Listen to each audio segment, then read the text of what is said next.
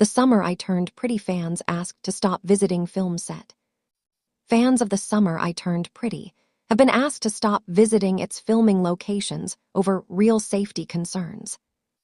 In a statement on social media, the team behind the hit Prime Video show requested people to stop sharing footage from the feature film, which concludes the story after 3 seasons.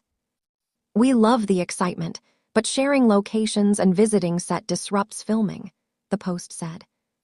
Clips appearing to show the cast on set have been making the rounds online, with some videos amassing hundreds of thousands of views. The Summer I Turned Pretty team added they've been working hard to create a protected bubble to make the best movie possible. Jenny Han, who wrote the coming-of-age trilogy from which the romantic series was adapted, has returned to write and direct the film. Sharing a statement on her Instagram story, she said that production have had to stop and clear crowds from shots, which breaks the crew's focus. "This story means a lot to me, and I know it means a lot to you too," she wrote. The teen drama has been hugely popular since its release in 2022. Millions were gripped by the show's love triangle plot between Isabel Belli, Conklin, played by Lola Tung, and brothers Conrad and Jeremiah Fisher, played by Christopher Briney and Gavin Casalegnau. At its peak last year, it hit top spot as Prime Video's most popular show in the UK, with the streamer saying it hit #1 in 120 countries. But its popularity has also sparked a fan frenzy, and it's not the first time there have been pleas for them to regulate their behavior towards the cast. Last year, fans were asked to start acting normal online after stars were targeted with abuse in the build-up to the show's emotional climax. The storyline of the series is set in the fictional town of Cousins Beach, but filmed primarily on the North Carolina coast. Although story details for the film are still under wraps, the studio said it would be the final chapter of Belli's journey. The golden hush of summer in Wilmington had always carried a certain kind of magic, the kind that lingered in salty air, danced across sunlit porches, and clung to memories like a favorite song you never quite forget. But this year, that magic felt different, heavier, watched. The town that once quietly cradled the world of The Summer I Turned Pretty had turned into something else entirely, a spectacle. Fans, drawn by love for Belli, Conrad, and Jeremiah, began arriving in waves. At first, it felt flattering, sweet even. Who wouldn't want their story to matter that much? But stories like Summer's are fragile, and too many footsteps can trample even the softest sand. It started with a whisper. A TikTok video here, a blurry photo there. Someone claiming they saw Lola Tung near a cafe. Someone else swearing Christopher Briney smiled at them from across the street. Then came the live streams. Fans camped outside filming locations, narrating every movement like commentators at a sports match. "Okay, guys, I think they're about to shoot a scene. Wait, someone's coming out." The excitement was contagious, but so was the chaos. Production assistants found themselves navigating crowds instead of scenes. Directors had to pause takes because of sudden cheers. Actors, mid-performance, would lose the emotional thread as voices called out their real names instead of their characters. Conrad, look here." Except he was Conrad in that moment. He was just Christopher, trying to do his job. Behind the scenes, things began to unravel quietly. A once-intimate set, where glances mattered, where silence held weight, was now constantly interrupted. The emotional core of the story, that delicate push and pull of love and longing, struggled to survive under the relentless gaze of hundreds of phones. One evening, as the sun dipped low and painted the sky in soft amber, a crucial scene was about to be filmed.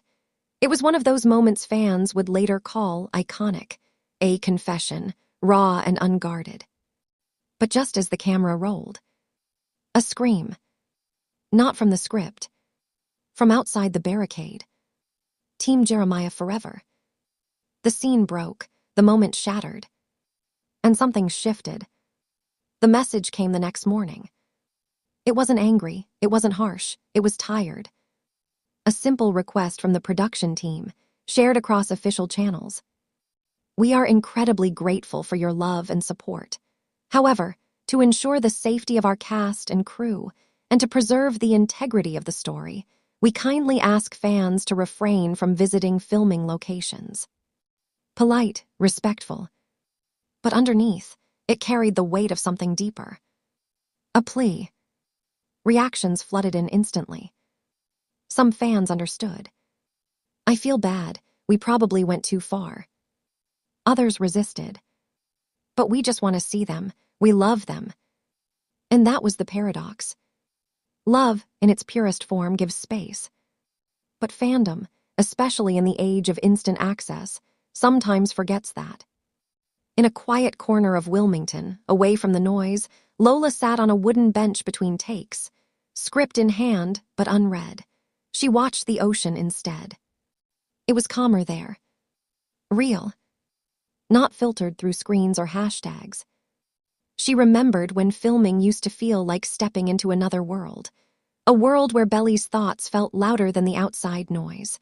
Where every look, every pause mattered. Now, it felt like that world was constantly being pulled apart. Not by hate, but by too much love, expressed too loudly. Christopher joined her a moment later, dropping beside her with a quiet sigh. "Miss it?" he asked. She didn't need to ask what he meant. "Yeah," she said softly, when it felt hours. He nodded. There was no bitterness in the air, just a quiet understanding. They knew fans didn't mean harm. But intention doesn't always erase impact.